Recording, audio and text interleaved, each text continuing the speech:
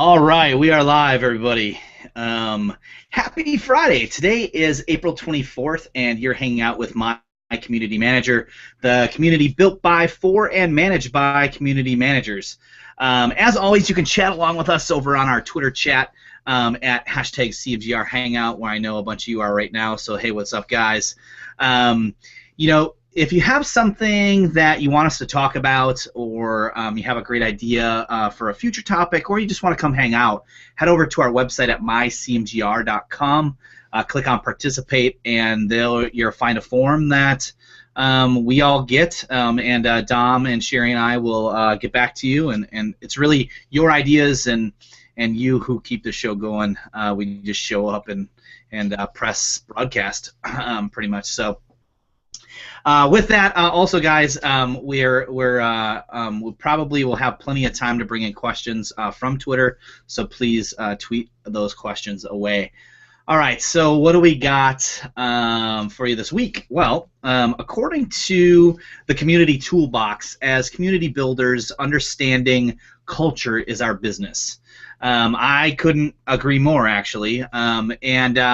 In fact, we did a little bit of research, and in 1998, there was an issue of CultureWork, and yes, community and culture both existed in 1998. And Bill Flood shares that culture is where we feel most at home. It gives us identity and meaning. Culture is both what we create and the societal glue that holds us together or tears us apart. So, really culture connects us, and as community builders, it's our job to connect with our communities and help them connect with each other. So with that, I'm going to let everyone introduce themselves. We'll start with Scott and then go down the line. Hey, Scott, how you doing?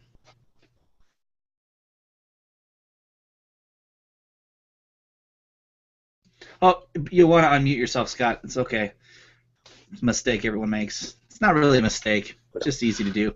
There you are. Hey. All right. Hey, how you doing? Okay, cool. I get to say it again and say it better. I'm Scott Moore, and I'm an independent community consultant. I've now been working on communities for 20 years. Culture has been a part of that from the beginning, and that's it. There we go.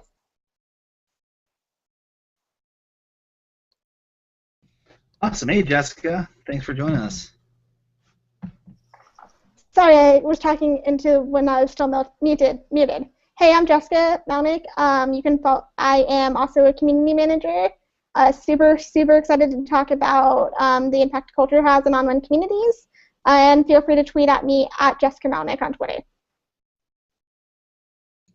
Awesome. Thanks for joining us. Hey, Isabel. Hey, I'm Isabel Rohr. I am also with BTC Revolutions. I do creative production, I do community management, I kind of do a little bit of everything, and this is my first My Community Manager Hangout, so I'm glad to be here. Fantastic. Hey guys, I am Dom. I too am with BTC Revolutions. We're slowly creeping over 33% more BTC on this call. Super stoked for that. Community manager there, and I'm really excited to talk about this. I think culture is a very, very interesting topic, so I'm stoked to hear what everybody has to say. Awesome. And Sherry, unfortunately, had a last-minute meeting, can't join us. She'll be here next week, though, for sure. I am Brew, the director of Awesome at Be the Change Revolutions, and co-producer here of My Community Manager with Dom and with Sherry. So I'm just going to jump us into our first question, which is, what are some of the key components of your community's culture? So think about the communities that you, that you're managing, maybe past, present, or well, not future. That'd be impossible. But so what do you guys think? What are some of the key components of that culture? So I'll jump in and say future is perfectly a valid point, because as you are working on communities, you want to think about what kind of culture you want to establish. Key components of past communities that I've worked in. So first of all, I think about community not as a monolithic thing that you can necessarily identify. It's a series of processes, behaviors. There's a lot of thinking about it. But one of the things that you can identify are what are rituals or behaviors that the group is participating in. So Some of these that I've seen in the past in communities I've worked on are welcoming behavior. Cultural behaviors can also be negative. I've seen a culture of antagonism slowly develop but not bubble up until a crisis hits. And so your community guidelines are also a form of community culture, so everything you're pumping into that is part of it.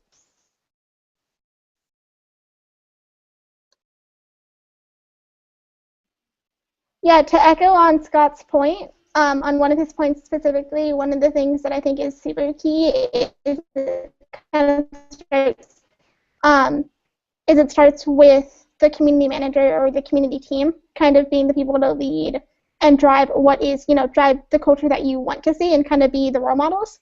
One really great way to go about starting that would be just with welcoming traditions, whether it is doing it like once a week or once a month, doing a shout out within your forum or within your email newsletter, or even on social media being like, hey, welcome to the new community, these people, go ahead and and instead of just telling them to blindly introduce themselves, kind of pose a question to them and kind of get them involved and making them feel like they're a really valued member of the community. That's a really cool way to establish a really healthy culture.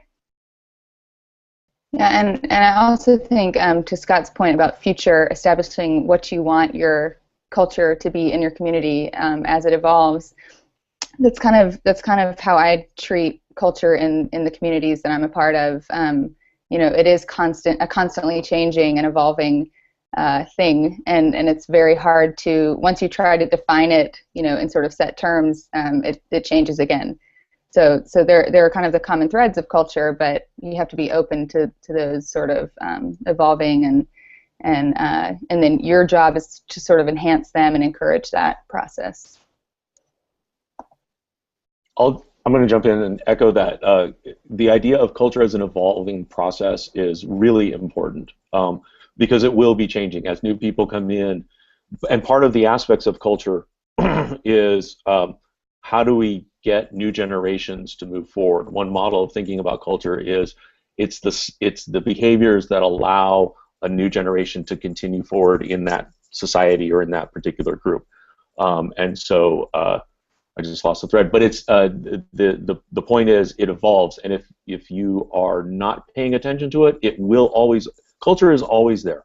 It's just a matter of what is it, and it will always be evolving, and it will be changing as people come in and contribute to the group. And so it's a matter of, is it the kind of things that you actually want or you don't want?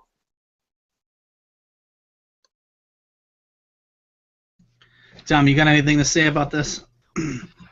I was thinking of things to say, but all of them were literally just taken right there. It's that, for me, the big idea is that idea of evolution, of things sort of moving along.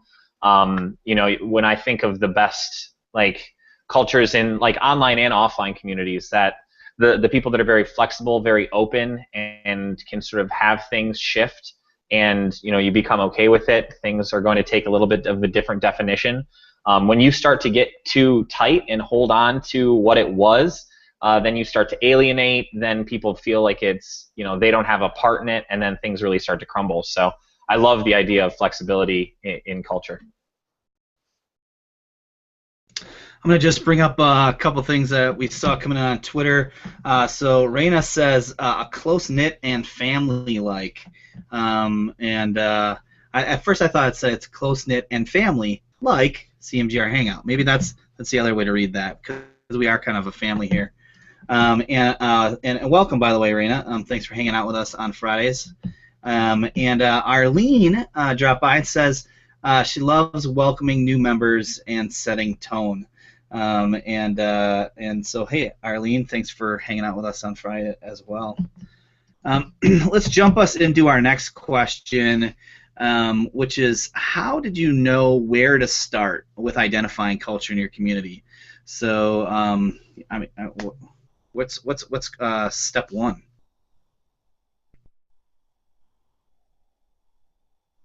I think step one is listening. Just almost took my headphones right out of my computer. I think you have to listen to, the the voices of your own community before you can start to define anything. You know, your community and their identities kind of collectively and individually are going to set the tone for the culture. And then I think as a community manager, your job is sort of to be that kind of director of that tone. You know, you sort of nurture it, and you are also a part of it, and you contribute to it. But you sort of, I mean, obviously you manage it as well. You're a community manager, but listening and sort of grouping that collective voice into definable, identifiable characteristics of your culture.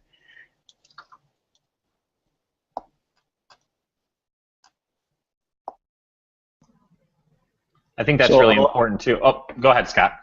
Go for it, man. I can't compete with that beard, so you go ahead. What I would add is I agree that starting with listening, I would say, first of all, get a grounding in how to identify culture. Basically, just pick up a book on cultural anthropology, pick up a culture 101, societal, you know, any sociology, anything to just get an understanding of, like, I'm looking at a group and I need to identify patterns of behavior, or what's going on within this particular group, so I can identify it.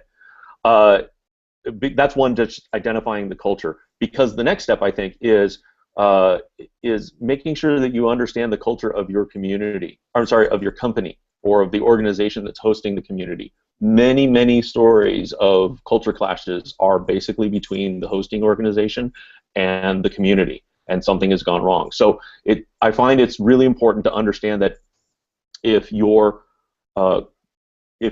company has the view of community that might become antagonistic to it, or they have whatever the values are, there might be pockets who only care about the money. There might be pockets who really care about the community. There might be people who are sitting in the middle, and understanding who those players are and how that's being expressed within the product can help you a lot to merge, and also set kind of the ground rule, or set the expectations for your community. You kind of plant that little flag that says, this is what to expect as our company culture. It's probably going to get expressed a bit in how the community is organized. So, hey, if you guys like this, if you hate our product, like if you hate Apple's design motifs or the methods of design, you're not going to participate. You're not going to buy Apple products. You're not going to participate in Apple or Apple communities. Or there might be something, but it's just it's understanding and getting those to also align. Because if you have large clashes, you're going to have to figure out how to paper them over or resolve them within the community or within the company. You know, Scott, you just reminded me that the greatest community managers, or the best community managers, are the best people on earth. For the comment you started out with, it was, if your job involves trying to figure out culture, go get a book on culture and learn it, right? And we have to know so many things as community managers and be so well-rounded, I think. You know, I just wanted to kind of say thanks for that, just the reminder that you know, we're constantly learning and always needing to make sure that we take somebody who's an expert in culture and learn from them, and then apply it to our jobs. So that was awesome. Yeah, so much. We don't have to do this alone. There are experts out there. I am not a sociologist. I am not an anthropologist. I am well aware of that. And so I lean heavily on other people in order to get my background. And it's been 20 years in the slow building of what I do know, and I still can't stand up against an academic. This is why I think that community vendors, people who are working on really large communities, should be hiring those particular people, because if you can work side by side with somebody, I've had the advantage of working with a sociologist, and man, it's awesome. So yeah, we're not alone. Learn what you need to know. Yeah, and to kind of, that's a great point that Scott brings up, and to kind of echo on that in a slightly different tangent, it's not even just reaching out and like learning and kind of studying books from sociologists and so forth, and other experts who are really, and anthropologists and all that, who are really experts, but it's also just not being afraid to like lean out to other community managers in the space, like this community of CMGR Hangout, CMX Hub has an awesome Facebook group, Community Geek. there's a whole bunch of really great communities that are pretty much geared specifically to community professionals that are a really cool place to learn and understand what other people have done and what's worked for them, what hasn't worked, and you can kind of use it as a baseline when it comes to solving a lot of the problems. Like 99% of the problems have been someone else has dealt with the same exact thing before, or something very similar. So it's always key to kind of learn what other people have done. 99 problems, does that mean that Jay-Z didn't have access to my community manager? That's why he had those 99 problems? Sorry. I don't know, maybe. Sorry. Bad joke. That's all right, Dom. Sometimes we need a little comedic relief. I can't bring all the funny. So thanks for that. I'm getting blown up on Twitter, though, because you're bringing all of the awesome. I've severely dropped off of the awesome count, and they want to make me know. So yeah, keep on bringing the awesome, man. For those of you who don't know, I guess some of the people on Twitter have found a pattern where the word awesome is dropped a few times during the shows, and so they have a virtual awesome counter going on as they watch. So, all right. So, who helped to define your community's culture? Was it the community? Was it you? Was it someone in the community? Who defines that?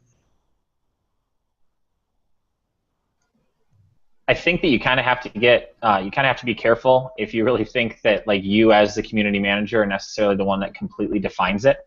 Your community is really the one that does.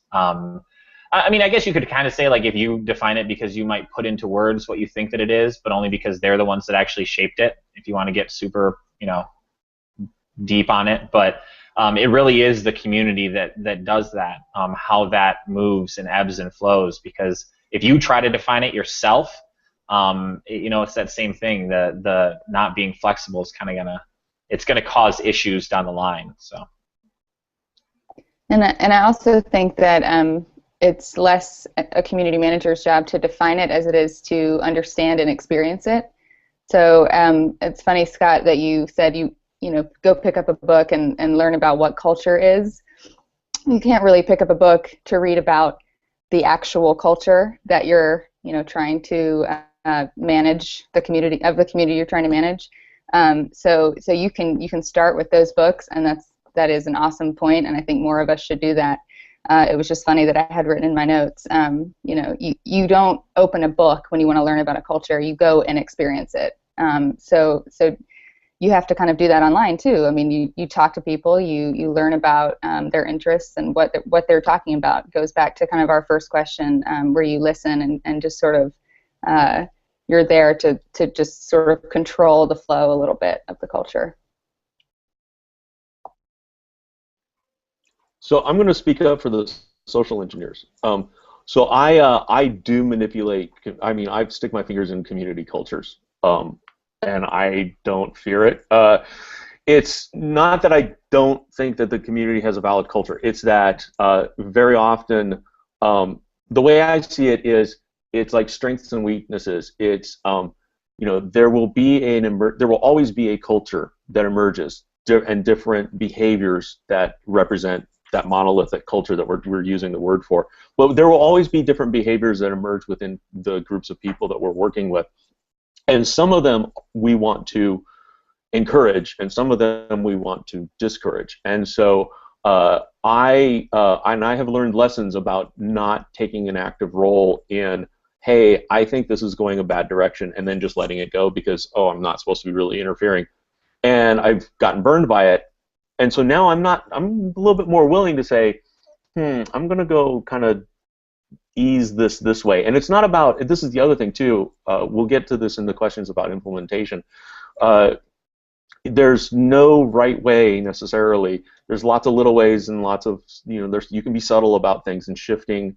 If you see a culture emerging that is like, but this is not going to work for the community, or this is not going to work for the company, to go ahead and that I think that's part of my job, is to see that ahead of time and say, I think I know where this is going and I don't like where this is going, so I'm going to actually try to change it and prevent it from happening. So I'm for like a mix of, yes, you should be listening to what your community is doing, and you can gain a lot. I would say that a lot of the things that I would point out where I have instigated some kind of cultural behavior partly came from what was happening in the community, and all I did was kind of give it a channel and magnify it. But at the other side of the spectrum, I have created stuff, rituals and holidays out of completely whole cloth. Nobody, just boom, we're going to do this, and managed to create a holiday that lasted 10 years out of that. So that's one of those kinds of things that it is possible.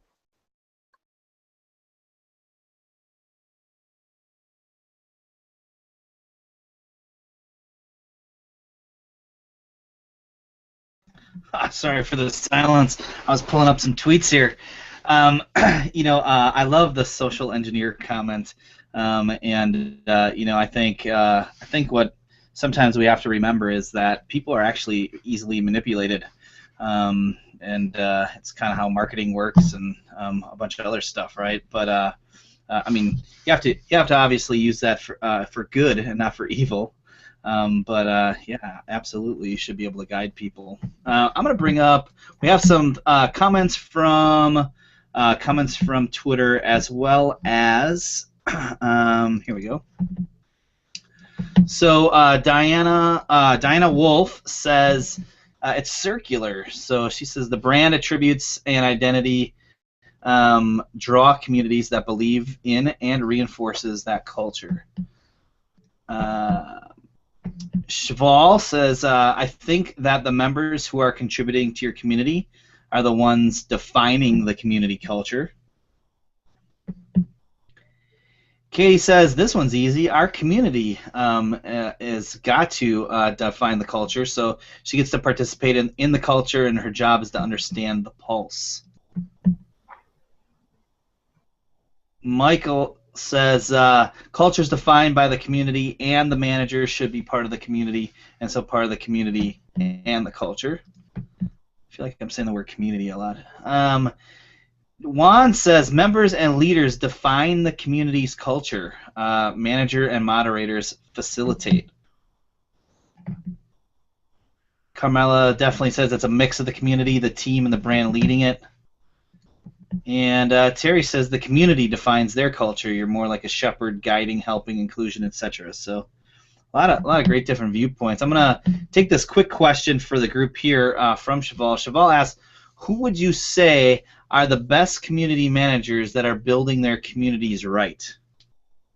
Anybody have anything that comes top of mind?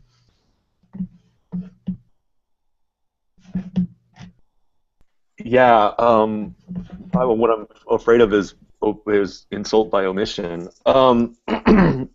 So people who I look to and I think are working on building communities well, and so I apologize to anyone I miss.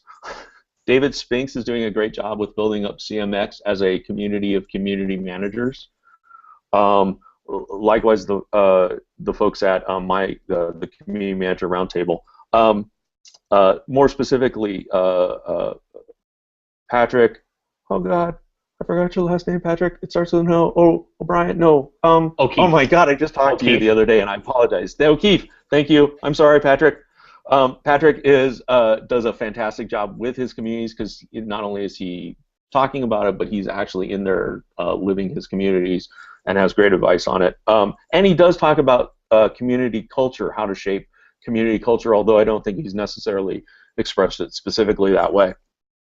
So I'm going to leave it there before I get in more trouble. No, that was a great list of people.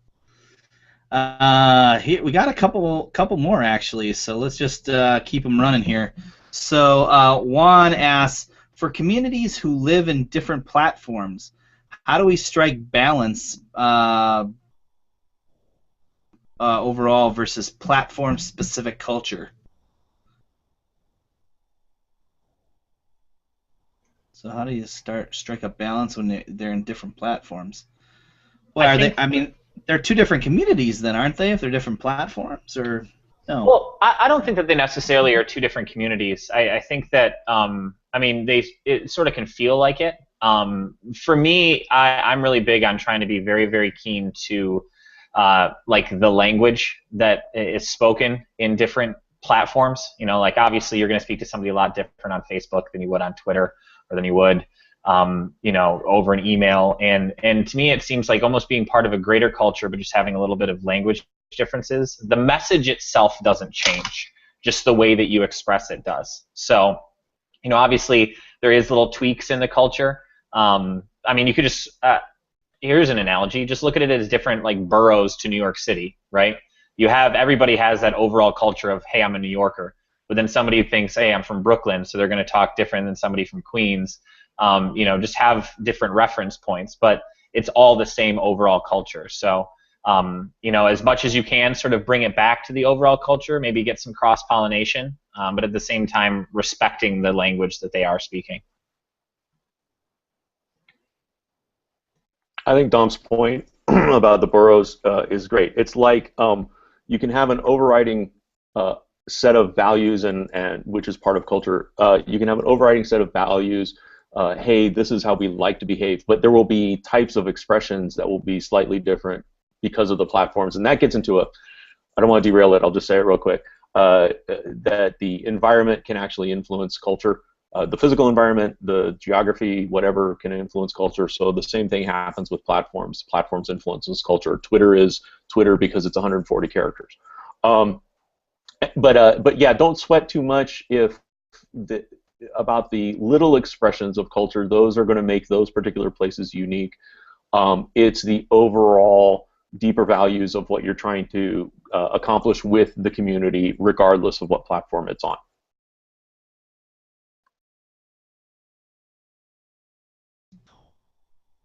So I'm going to take another question here from Reina. Reina asks, how do you change community culture, especially if a negative connotation has been added to it? I think I can tackle this one a bit.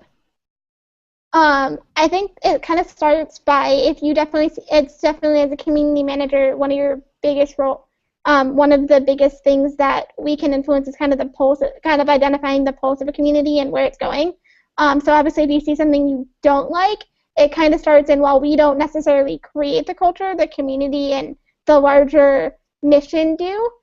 We can actually be a great force when it comes to trying to start driving that change by being the role model. So if you see something very negative, if you see something like some negative sentiment and some negative things that you don't like that are kind of going against the core culture, kind of start dissuading that by being the force and being the change with it, being the change and being the one to drive the values that you do want to see. And as slowly build times up, if you build a community that's something awesome to add to the awesome count, you're going to start to see other people start to defend you and start to defend the culture as a whole. So it comes down to just being that role model. I also think those are awesome points. That the tactic that I use most successfully is just to insert humor and lightness to when someone is trying to draw the culture or community into a negative direction. If you respond to somebody online with a comment that they're not expecting, like they're trying to get a reaction out of you, you know, if you respond in a way that's unexpected, maybe funny, you know, kind of lightening the mood a little bit, then you'll be very surprised how quickly the conversation turns. You know, it can turn positive just in an instant if you direct it in a way that you know, is funny or light. So what I'll add two things. One is a lot of conflict management comes into that, and that's what both of you are kind of addressing. And so I'll take that one step further. And once you've resolved that initial conflict, or you've gotten things kind of calmed down, if it's a single incident, now your work of constantly working on the culture begins. So what you want to do is you want to continue to encourage the behavior that is good, that you wanted, that came out of this, and find ways of subtly discouraging or ignoring the behavior that that you don't want to have continue.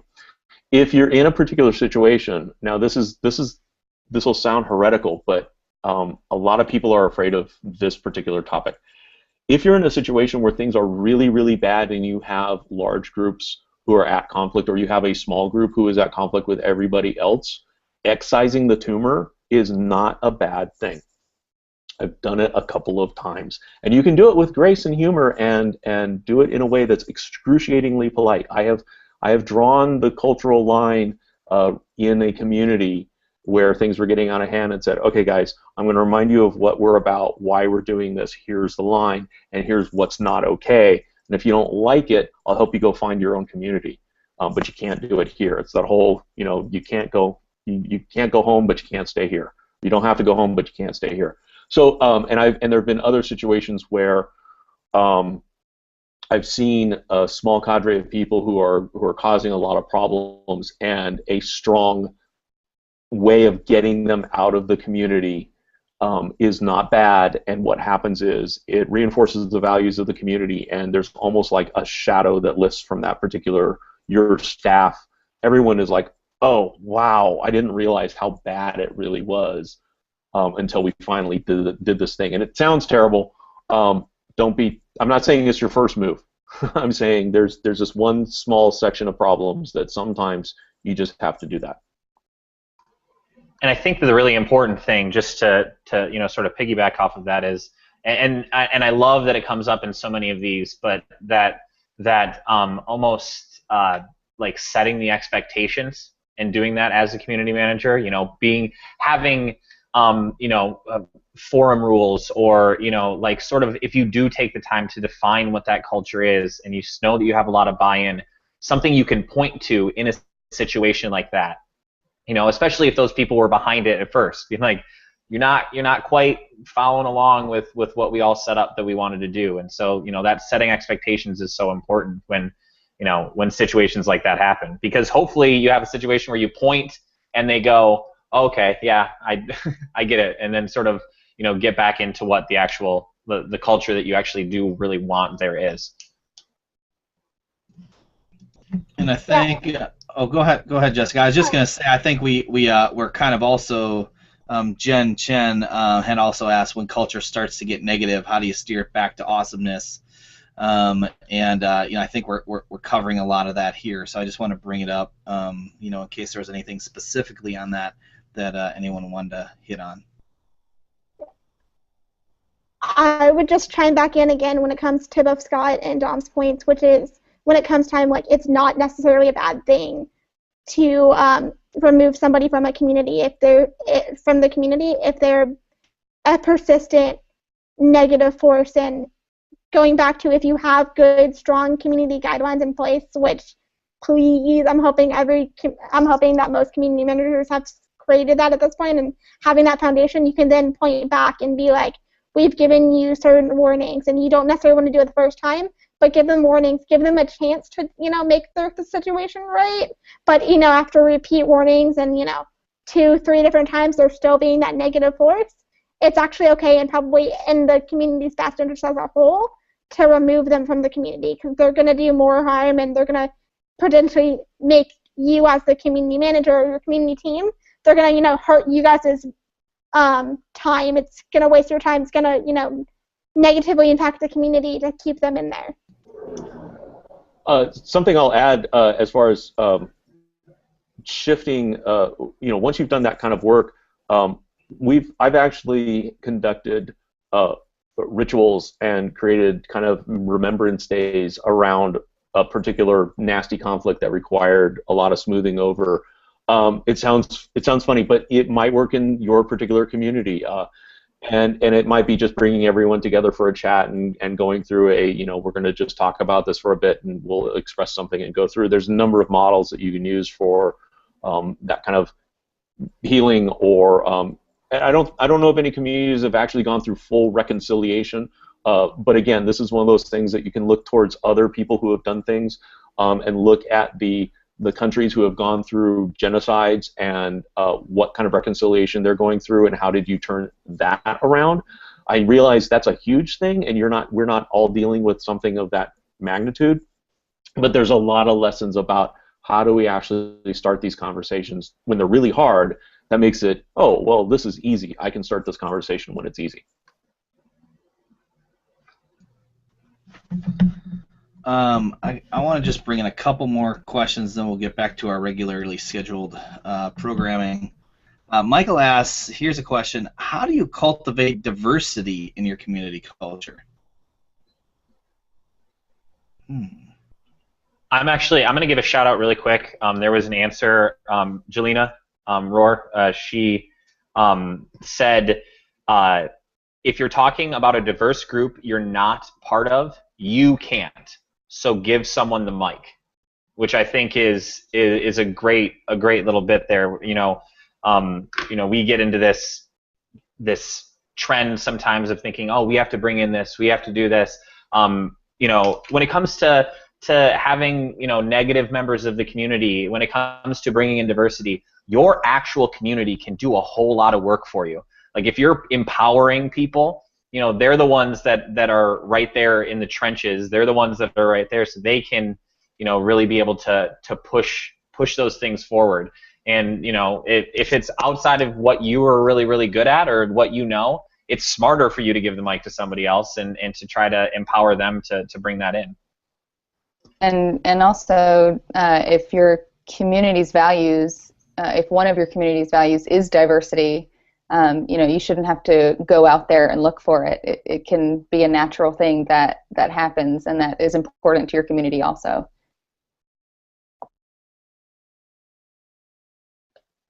So I would say, I would add to all of that, it can be a constant effort on leadership part to encourage diversity or to discourage monoculture or the exclusion of others. I can say I've seen this in communities where, especially in Q&A communities, this happens. If somebody's asking, if new people are coming in and they're asking the same questions over and over, there can be a cultural response of, we'll just go look at that, or I'm tired of having to answer this all the time.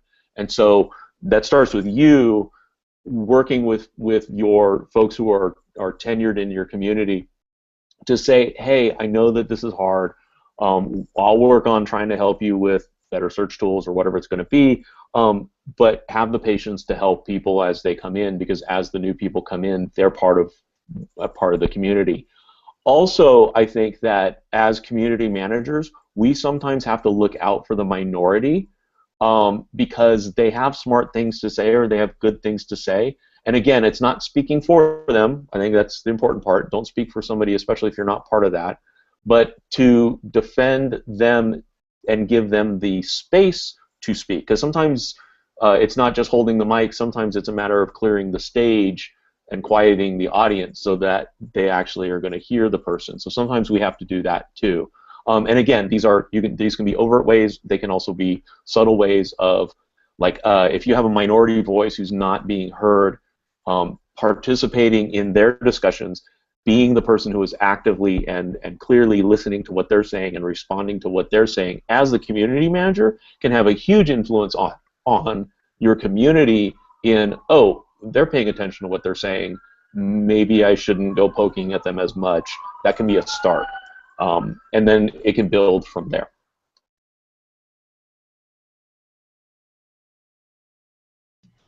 So hopefully we can give one or two responses each on this, and that because we could probably do a whole show just about tools. But Jed's looking for some advice on best tools to identify different communities. Anybody have a favorite tool? I saw somebody mention Nuvie in the Twitter chat a while back. Does anybody have any others that they use or know of?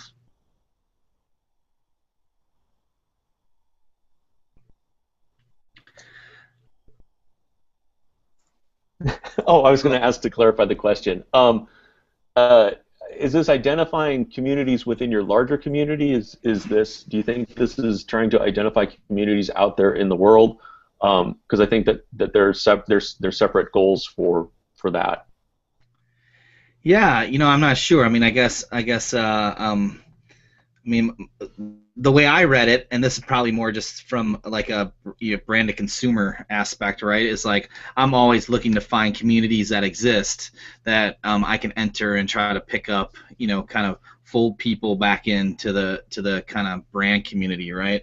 And so I use things like hashtags and Twitter searches, and then good old-fashioned looking at people's profiles and seeing who they talk to and finding, it's interesting, especially on Twitter. I find that it's pretty interesting. You can find these really niche, funny communities that'll put like what their community is right in their bio, right?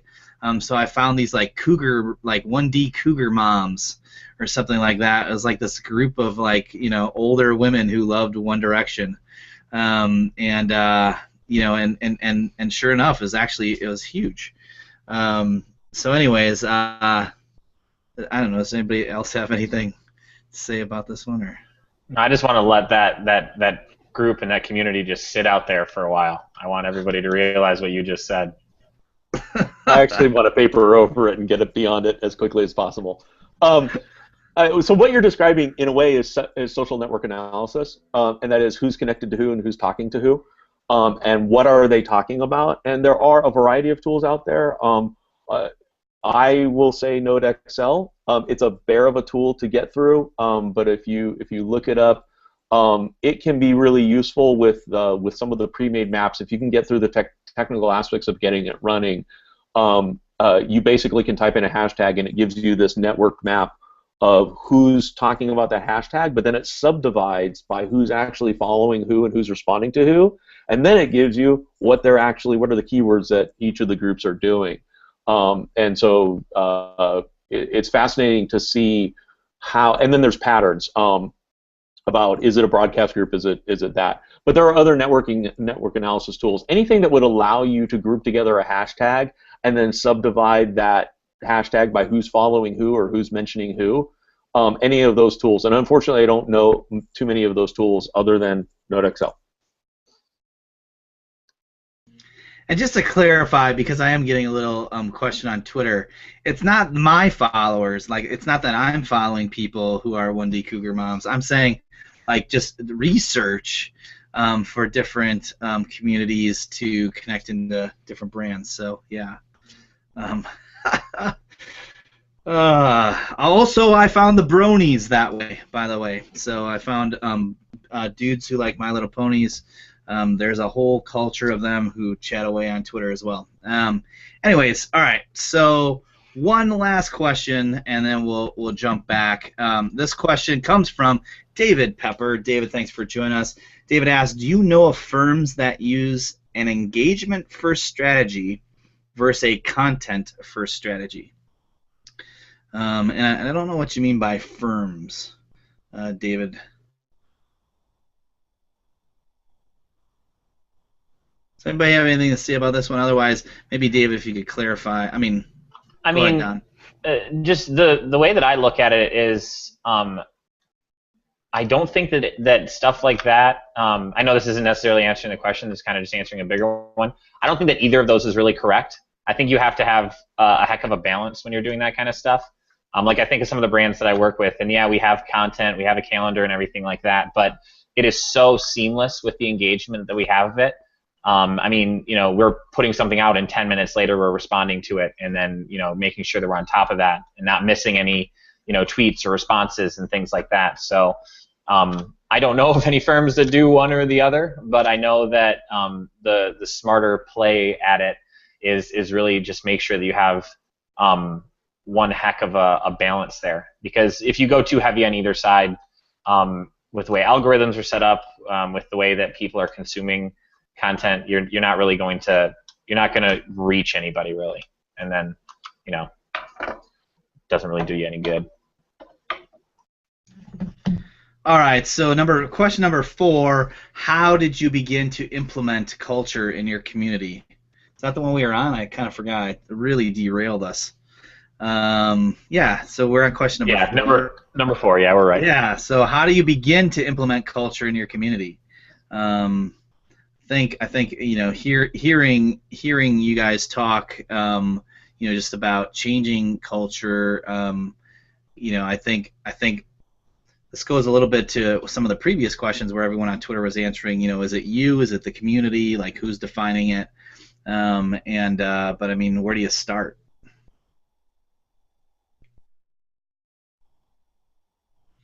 So where do you start to actually implement? I think before we talked about where we started to identify it, but is it just, do you start just by doing? Is it like a lead by example type thing? Is it make a big checklist? Should we skip this question? In my experience, there's no terrible way to start off because pushing towards a particular set of behaviors, you're not going to, you won't radically change them overnight. So if you stumble at first, as long as you're heading kind of the right direction, it's fine. So the first thing is do whatever you need to do. If it means start a conversation with, hey, do we like what's going on here? Do we want to change it with your community? It might be, hey, I've been ignoring this for a long time and the community is complaining about it. I got to jump in and actually say something and do something about it. It might be that you're organizing something as a surprise. And so in that case, it's all internal that you're setting something up. Maybe you're floating it out to people. It could be anything from a post to an email to a meme message to just putting it out there in the world. And then getting it back and then evolving that as it goes towards the direction you want, because you might find, hey, the company is pushing that we need more people participating in a particular way, because that happens, and you feel the pressure to shift the culture or add this particular set of behaviors to your community, and maybe that's not the right way to go. So, or just doing it wouldn't be the right way to go. So talking to them about it would be the right way to go. Here I'm going to put in the pitch for everyone should go Google Norah Jonestown. I think it's called the Norah Jonestown Massacre. It's about Blue Note Records. It happened back in the late 90s, early 2000s, when Blue Note Records had a community, and they brought in Norah Jones. Norah Jones won a bunch of Grammys, and the jazz community that Blue Note had developed, the culture around that, was one of the best jazz communities on the internet at the time. And when Norah Jones won a bunch of Grammys because Blue Note needed to change direction because they just weren't making enough money off of their current catalog and their current selections, the community blew up. And then the company reacted really badly to that. And the whole thing exploded and fell apart. And so this is one of those things where the company had to go a particular direction that was antithetical to the community, but a lot of conversations probably could have brought the community in and say, oh, this is what's better for Blue Note. I'm not saying it's magical, but Norah Jonestown Massacre. Google it. There's stories out there, and I highly recommend it. It's an example. Yeah, I was just Googling it now. So Norah Jonestown Massacre. That's awesome. I will definitely check that out. One thing, I just had this analogy that came to my head. When it comes to like implementing culture, the important thing, I think, is not to get too bogged down in like the minutia and all the very little like fine-grained details. We're talking about like this flexibility and stuff, and you want to just start. I think of the analogy like if you have ever tried to balance a broom on your hand, if you are staring at where your hand actually meets the broomstick, you can't balance it at all. You have to focus on like the very, very top. And it's like an analogy, I'm sure you've heard of it, for like thinking, down the road, like that sort of a thing, and not getting all caught up in like just the stuff that you have right in front of you. And I think that's important when thinking of culture, because you want to make sure that it's reaching, what your goals actually are, what you want to do down the road. And you can't necessarily, you're not going to know the exact way to get there, because it takes, this culture isn't something that you build in a weekend. It's not something you pitch on Friday and then it's all set up on Monday. It's something that takes months, years to be able to implement. So the wider brushstrokes at first are plenty fine. I think it's an awesome point. I'm going to add to that in that not only not worrying about yourself about the minutia, but don't be accepting if people take the idea that you want, the behaviors that you want, and they do a little sideways nudge to it, that's okay. You can encourage it. People don't have to implement things in your particular way, and in fact, you can really kill your effort by being too worried if somebody stumbles themselves. If they're doing it and they're kind of doing it in the right direction, this is the key part about culture. Culture has to spread out from you. You can't constantly be pumping. You can't be the person who's maintaining the culture. Everyone has to be able to maintain it. So they're going to pull it in and use their own expressions on that. They're going to express the culture in their own way, and that's how you propagate it to new people. And that's how you stop having to be the person who has to keep pushing that particular culture button. And it comes from don't worry about the minutia, and encourage when other people take on something slightly different. I've started a bit of culture. It was a holiday, and I've written about it. And one of the key things was how it started was completely internal and completely insane and crazy, and how the community started to describe the origins of that particular holiday were completely wrong. They weren't what we did, but we didn't care. We said, okay, great, that's canon now. You're right. That's how it all started, and we let them run with it. And I think that's what gave it legs to move forward. So I have something to add, but it's kind of a perfect bridge to our next question. So we're talking about implementing culture and then maintaining culture as the community grows. That would be the next question. So if anybody knows me, I speak in two types of metaphors. It's filmmaking and baseball. So because those are the two things I know best. And filmmaking, my filmmaking background before I became a community manager, I think about sort of acting training when you are on a brand account, and you really have to embody and be this persona and character. And for me, that's my starting point for implementing that culture, because you really believe you are the culture and you are actually speaking in the voice of the culture, speaking the language of the culture. And as that community changes and evolves, you can kind of adjust the character you're playing, but you shouldn't. Your choices, like an actor has choices, your choices affect where the community goes and how the culture develops. So you would think things like, would my character, or would who I'm being, which is the brand and the culture, would they do this? Would they think this? Would they embrace this? And you kind of make decisions as if, the brand and the culture is a individual, because that's who you are. But I make acting comparisons constantly with community management, so that's how I approach it. And if Emma Cunningham is out there, I'm sure she really enjoys it. We've talked about how you have to be good at, improv and method acting for community management. It's a great skill to have. So it's probably acting training and directing training is probably the single most valuable experience that I have for community management. And it all helps you become what I call the Ferris Bueller of your community.